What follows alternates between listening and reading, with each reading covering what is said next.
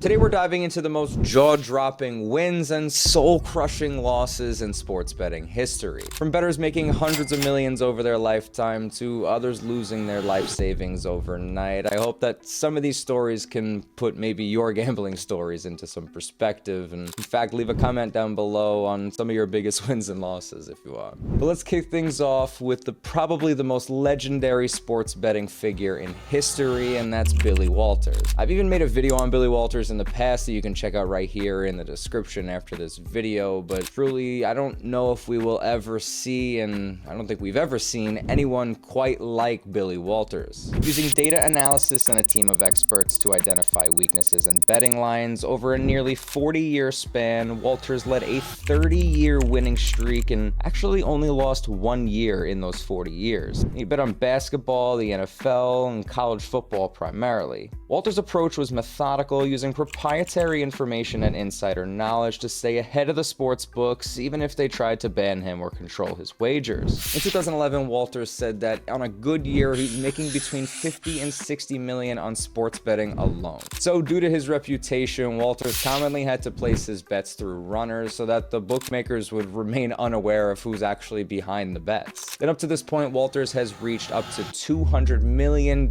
in net worth between his businesses and sports betting success.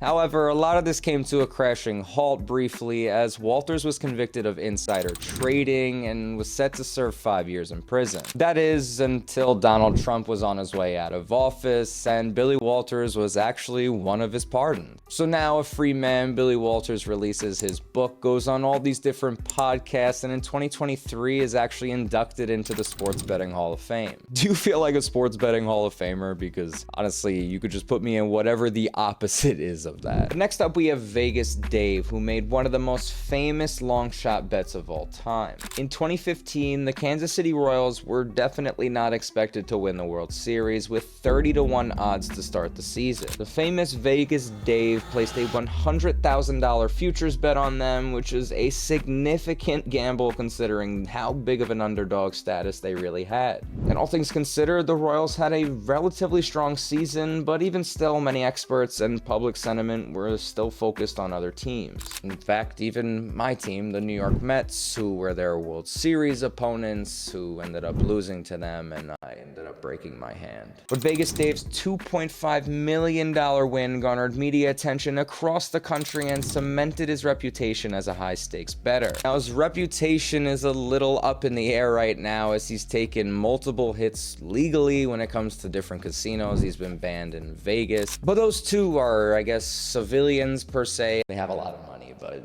they're more like us than maybe this next person. In 2002, Charles Barkley placed a $500,000 bet on the New England Patriots to win the Super Bowl against the heavily favored St. Louis Rams. The Patriots were seen as underdogs with odds around plus 160, and Barkley had immense confidence in the Patriots. He just knew before we all did. I mean, it was the greatest show on turf, taking on a young quarterback and the New England Patriots, but little did they know that Brady has a breakout game, and they end up really just starting the whole dynasty right there. Barkley's $800,000 win was widely publicized and helped boost his reputation as a bold sports bettor, and he even still remains outspoken about his gambling, with both wins and losses making headlines over the years. In fact, despite his estimated net worth of $60 million, Barkley has actually admitted to losing over $1 million in a single day. And even worse, he said he's done that around 20 times due to his gambling addiction. Barkley's struggles with gambling have been public for years, and he's admitted that while he's made some big wins like the $1 million,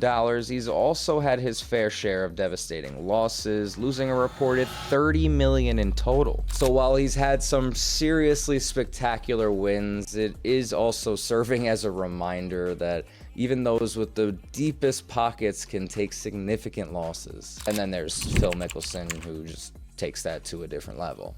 The legendary golfer has reportedly lost over $100 million and wagered over $1 billion in his lifetime. Mickelson is known to wager on various sports, whether it's football, basketball, or the friggin' 2012 Ryder Cup that he's actively participating in. And Mickelson's losses have piled up quickly over 30 years of frequent betting. His high net worth has allowed him to continue placing significant bets, but his streak of bad bets eventually became public knowledge.